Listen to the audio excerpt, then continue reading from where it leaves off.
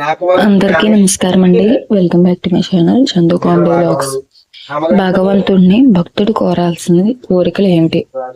భగవంతుడు భక్తుల పాలటి కల్పవృక్షం, కామధేనువు, కోరిన వరాలిచ్చే కొంగు బంగారం. అలాంటి భగవంతుణ్ణి అడగవలసినవి అడగకుండా తుచ్చమైన, ప్రాపంచికమైన, అశాశ్వతమైన కోరికలు కోరుకోవడం దురదృష్టం. ఒక్క నమస్కారం భక్తిపూర్వకంగా, మనస్ఫూర్తిగా, నిష్కల్మషమైన హృదయంతో చేయగానే భగవంతుడు వీడు నాకు నమస్కరించాడు, వీడు కోరికనే కోరిక తీర్చాలి అనే నిశ్చయమై పోతాడట.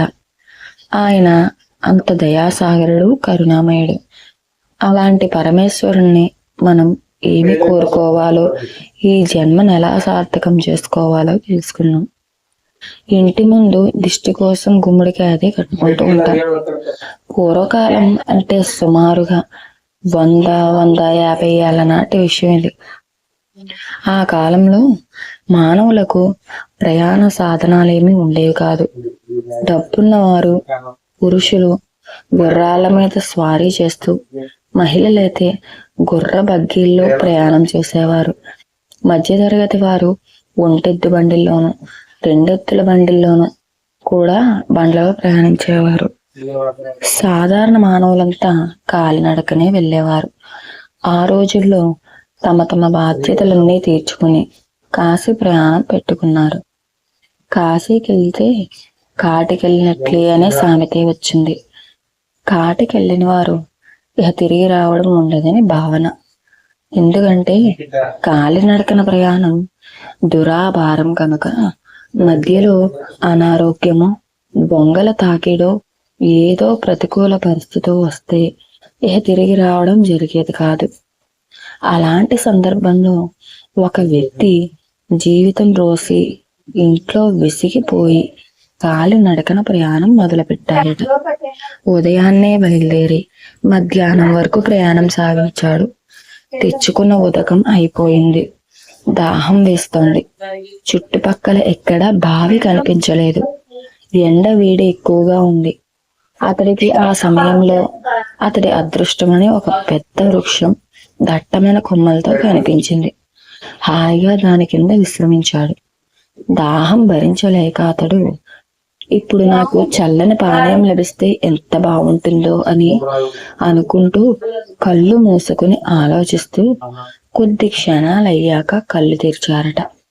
అక్కడ అతడికి తలతలా మెరుస్తున్న ఒక రాగి మరచెంబు కనిపించినది. వెంటనే దాని మూత తీసి చూడగా స్వచ్ఛమైన చల్లని నీరు నిండుగా దానిలో ఉన్నాయట. హాయిగా తాగాడు. ముఖ ప్రక్షాళనం చేసుకుని సేద తీరాడు. దాహం తీరి అలసట తీరాక అప్పుడు గుర్తుకు వచ్చింది, ఆకలి దంచేస్తోంది. చెట్టు మానుకు ఆనుకుని కళ్ళు మూసుకుని విశ్రాంతిగా కొద్ది సమయం ఉండి ఇహ ఆకలి భరించలేక ఈ పానీయం వచ్చినట్లే మంచి ఆహారం లభిస్తే ఎంత బాగుంటుందో అని మనసులో అనుకుని కోరుకున్నాడట. కొద్దిసేపటికి కళ్ళు తెరిచి చూడగానే అక్కడ ఒక భోజనం పీట మీద విశాలమైన పచ్చని అరిటాకులు, వివిధ రకాలైన పంచభక్ష్య పరమాణాలతో భోజన పదార్థాలు, తీపి వస్తువులతో సహా వడ్డించి ఉండడం చూసి, ఆహా, ఎవరో పుణ్యాత్ములు నా ఆకలి గ్రహించి ఆహారం నుంచి ఇక్కడ పోయారు అని భావించి హాయిగా కడుపారా అన్నీ తిన్నారట. అన్నదాత సుఖీభవ అని కూడా చెప్పుకున్నాడు. కమ్మని భోజనం, తీపి వంటకాలతో సహా కడుపు నిండా తినగానే అతడికి ఆయాసం వచ్చింది. కొద్దిసేపు విశ్రమించి ఆ తరువాత ప్రయాణం సాగించవచ్చు. అయితే ఇక్కడ పవలించను ఏమీ లేవే, ఒక్క మంచి మంచం, మెత్తన పరుపు, తలగడాతో సహా ఉంటే ఎంత హాయిగా నిద్రించవచ్చు అనుకున్నాడట. వెంటనే అతడు కోరిన విధంగా మంచి మంచం, పరుపు వచ్చేసాయట. దాంతో మహదానందంగా అక్కడ పడుకున్నాడట. అబ్బా, ఉదయం నుంచి కనీసం 6 గంటలు, సుమారుగా 20 మైళ్ళు నడుచున్నా, కాళ్ళు పీకుతున్నాయి. ఎవరైనా వచ్చి నా భార్య కాళ్ళు నొక్కినట్లు కాళ్ళు ఒత్తితే ఎంత బాగుంటుందో కదా అనుకున్నాడట. హాయిగా నిద్రించి కాళ్ళ నొప్పులు పోగొట్టుకోవచ్చు అనుకున్నారట. వెంటనే అక్కడ ఒక మహిళ వచ్చి కాళ్ళ వైపు కూర్చుని కాళ్ళు మెల్లిగా ఒత్తుతుందట. కళ్ళు తెరిచి చూసి, ఇదేంటి, నా భార్య ఇక్కడికి ఎలా వచ్చింది? ఇదేం బ్రహ్మరాక్షస కాదు కదా, నా గొంతు నిలిమి చంపేయదు కదా అనుకున్నాడట. వెంటనే ఆ మహిళ బ్రహ్మ రాక్షసుగా మారి అతడి గొంతు నిలిమి చంపేసిందట. అతడు కూర్చున్న వృక్షమే కల్పవృక్షం. ఏమి కోరితే అదంతా ఇచ్చేస్తుంది. మనం కల్పవృక్షం వంటి భగవంతుణ్ణి ఇలా ఇటువంటి అనవసరమైన వ్యర్థమైన కోరికలు కోరుకుంటూ ఆయన మనకిచ్చిన అవకాశాన్ని వృధా చేసుకుంటున్నాం. మన జీవితాలు, మన శ్వాసలు వృధా పరుచుకుంటూ దుర్వినియోగం చేసుకుంటూ ఇంకా దుఃఖిస్తూనే ఉంటున్నాం. దుఃఖాన్ని బాపే దైవం మన ముందున్నా ఆయన్ని ఏమి కోరాలో మనకి తెలియడం లేదు. దీనికి ఒక చిన్న ఉదాహరణ చెప్తాను. పూర్వం ఒక మహారాజుకు 4 భార్యలు ఉండేవారట. త్రిగుణాల వంటి 3 భార్యలతోనూ దశరథుడు మహావీరుడయి పుత్ర శోకంతో అసువులు బాసాడు. ఇహ 4 భార్యల ఈ మహారాజు ఎలాగో చాకచక్యంగా జీవనం సాగిస్తున్నాడు. ఒకానొక సందర్భంలో ఆయన సముద్రానికి ఆవల దూర తీరాన ఉన్న ఒక రాజ్యానికి ఆయన మిత్రులను కలిసేందుకు వెళ్లాల్సి వచ్చిందట. సుమారుగా 3 మాసాలు రాజ్యాన్ని, ప్రియమైన 4 భార్యలను వదిలి ఉండాల్సి రావడం ఆయనకు చాలా బాధగానే ఉంది. పాపం బయలుదేరే ముందు మంత్రులకు రాజ్య బాధ్యతలన్నీ అప్పగించి పట్టపురాణిని రాజ్య వ్యవహారాలు చూసుకోమని చెప్పారు. 4 భార్యలను వారి వారి కోరికలు తెలుసుకుందామని వచ్చేటప్పుడు అక్కడ వారి కోరికల ప్రకారం కోరినవి తేవచ్చని భావించి ముందుగా 4వ భార్య దగ్గరికి వెళ్ళారట. ప్రియా, నేను కొద్ది మాసాలు నీకు దూరం అవుతున్నాను కదా, నీకు ఆదేశం నుంచి ఏమి కావాలో చెప్పు, నీవు కోరినవి తెస్తాను అని అన్నారట. దానికి ఆమె, మహారాజా, అక్కడ ఏమేమి కొత్త వస్తువులు లభ్యమవుతాయి అని అడిగిందట. దానికి మహారాజు, అక్కడ బంగారు గనులు ఉన్నట్లు విన్నాను, బంగారు నగలు బాగా లభ్యం కావచ్చు అన్నారట. వెంటనే ఆ 4వ భార్య, అయితే ప్రభు, నాకు 7 వారాల కొత్త నగలు, నాణ్యమైనవి, కొత్త నమూనాలో అందమైనవి తీసుకురండి అని కోరిందట. సరే అని చెప్పి మహారాజు 2వ భార్య దగ్గరకు వెళ్ళి, రాణి, నీకు విదేశాల నుండి ఏమి కావాలి అని అడిగారట. ఆమె, ప్రభు, అక్కడ విరివిగా మన దేశంలో కంటే భిన్నంగా ఉండేవి ఏముంటాయి అని అడిగారట. దానికి మహారాజు తెలివైన వాడు కనుక ఈమెకు బంగారం గురించి చెప్తే మళ్ళా పేచీలు వస్తాయని భావించి, రాణి, అక్కడ మంచి ప్రత్తి పండుతుందని, నాణ్యమైన నేత నేసేవారు ఉన్నారని విన్నాం అనగానే ఆమె, ప్రభు, నాకు వింత వింత రంగుల మెత్తని నాణ్యమైన చీరలు తీసుకురండి, మన రాజ్యంలో ఎవ్వరూ అలాంటివి చూసి కూడా ఉండకూడదు అని కోరిందట. మహారాజు, అలాగే రాణి అని చెప్పి ముచ్చటైన 3వ భార్య వద్దకెళ్ళి ఆమెను ఏమి కావాలో అడిగారట.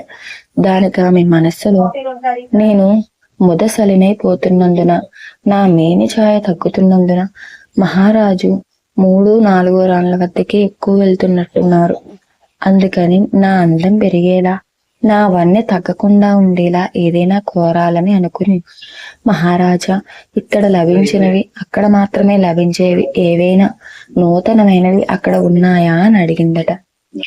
తెలివైన మహారాజు వారిద్దరికీ చెప్పినవి కాక, ఆ దేశంలో చక్కని అరణ్యాలున్నాయని, అక్కడ మంచి సువాసనాభరితమైన వనమూలికలు లభిస్తాయని, అందాన్ని పెంచేవి, శరీర పటుత్వాన్ని తగ్గకుండా చూసేవి ఉన్నాయని విన్నాం రాణి అన్నారట.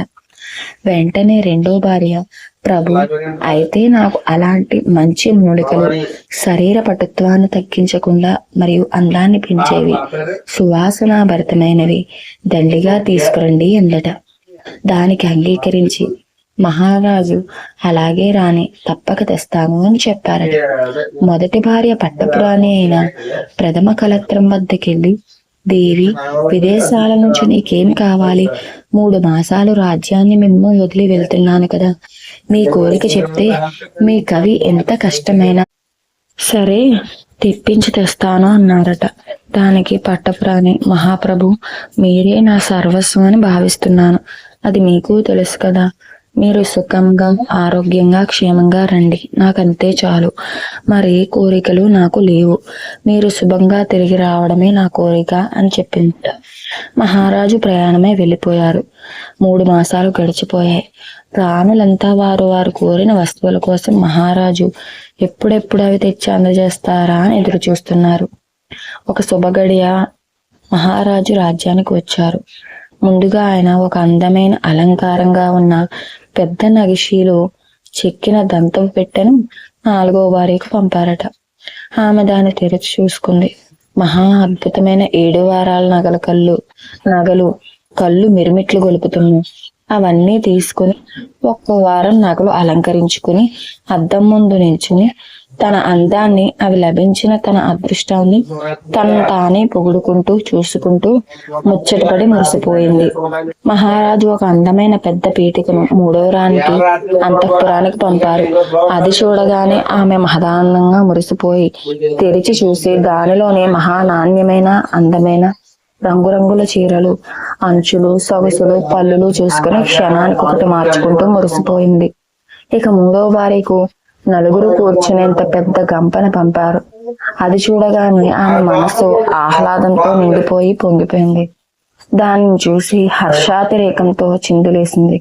దానిలోని వనమూలికలు, సుగంధ మూలికలు ఆమె అంతఃపురాన్నంతా సుగంధభరితం చేశాయి. మీదు మిక్కిలి సంతసంతో ఆమె అవన్నీ ఎలా వాడాలో లిఖించి ఉన్న తాటాకు పత్రాలు పఠిస్తూ ఒక్కోటి వాడుతూ తన శరీరంలో వచ్చే మార్పులు దర్పణంలో చూసుకుంటూ వింతపోసాగింది. మహారాజు పట్టపురాణి అంతఃపురానికి వెళ్లి హాయిగా ఆమె చేసే సేవలను ఆనందంగా అనుభవిస్తూ సుఖించసాగాడు. కొద్ది నెలలు గడిచాయి. మహారాజు తమ అంతఃపురాలకేసి రాకపోవడం మిగతా 3 రాణులు గమనించి పట్టపురాణి మందిరానికి ఒక రోజున కలిసికట్టుగా 3 వచ్చారు. ఏమమ్మా, మహారాజు మాకు భర్తీ, నీవు ఇలా ఆయన్ని నీ అంతఃపురంలోనే కట్టి పడేసుకోవడం సిగ్గుచేటు అంటూ తగులాడసాగారు. దానికి మహారాజు చిరునవ్వుతో, ప్రియరాణులారా, ఆగండి, మీరు కోరినవి మీకు ఇచ్చాను, ఆమె కోరింది ఆమెకిచ్చాను. దీనిలో ఆమె తప్పేమీ లేదు. మీరు అనవసరంగా ఆమెను దూషించడం భావ్యం కాదు అన్నారట. దానికి ఆ 3 రాణులు, మహారాజా, ఏమిటి ఆమె కోరుకున్నది మేము కోరనిది అని ప్రశ్నించారట. దానికి ఆ మహారాజు, రాణులారా, మీరు ముగ్గులు, నగలు, చీరలు, మూలికలు కోరారు. ఆమె నన్నే కోరుకుంది. నేను సురక్షితంగా, ఆరోగ్యంగా తిరిగి వస్తే చాలనుకుంది. ఆమె కోరినట్లే నేను మందిరానికి తిరిగి వచ్చాను. మీరు కోరిన మీకు పంపాను. ఆమె కోరిక ప్రకారం నేను ఆమె చెంతనే ఉన్నాను. దీనిలో ఆమె తప్పేమీ లేదు అని అన్నారట. దానికి ఆ 3 రాణులు తలలు వాల్చుకుని వెళ్ళిపోయారట. ఇదండి మనం చేసే తప్పు. కోరరానివన్నీ కోరతాం, అసలు కోరాల్సినవి భగవత్ సన్నిధిని మాత్రం కోరం. అందుకే ఆయన కల్పతరువులా, కామధేనువులా కోరినవన్నీ ఇస్తూనే ఉన్నాడు. మనం కోరుతూనే ఉన్నాం. ఏం కోరుతున్నాం? కల్పవృక్షాన్ని, కాఫీ పొడి కోరుతున్నాం. ఇదా మనం కోరాల్సింది? క్షణ బంగారమా? అశాశ్వతమైన కోరికలతో మనల్ని మోసం చేసుకుంటున్నాం. మన మనస్సునే మనం తెలుసుకోలేకపోతున్నాం. జీవన సాఫల్యం మాత్రం మిగిలిపోతూనే ఉంది. జన్మరాహిత్యం మాత్రం మనం కోరడం లేదు కనుక ఆయన ఇవ్వడం లేదు. ఇహనైనా అటువైపు మనసుని మరలిద్దామా? కోరవలసిన దాన్ని భగవంతుని కోరుకుందాం. మనకి అక్కర్లేనివి, అనవసరమైనవి, దురాశపరితమైన కోరికలు కోరవద్దు. అవి ఎలాగా భగవంతుడు తీర్చడు. మనం మనసు శుద్ధితో, భక్తితో మంచి కోరికలను, ఆయన తీర్చగలిగే కోరికలను కోరుకుంటే ఆయన ఖచ్చితంగా తీరుస్తాడు. చూసారు కదండి. ఈ వీడియో కనుక నచ్చితే మీ అందరికీ లైక్ చేయండి. అలానే మన ఛానల్ సబ్స్క్రైబ్ చేయకపోతే చందు కామెడీ వ్లాగ్స్ అనే ఛానల్ని కూడా సబ్స్క్రైబ్ చేసుకోండి. మీరు లైక్ చేయడం వల్ల మనకి మంచి సపోర్ట్ వస్తుంది.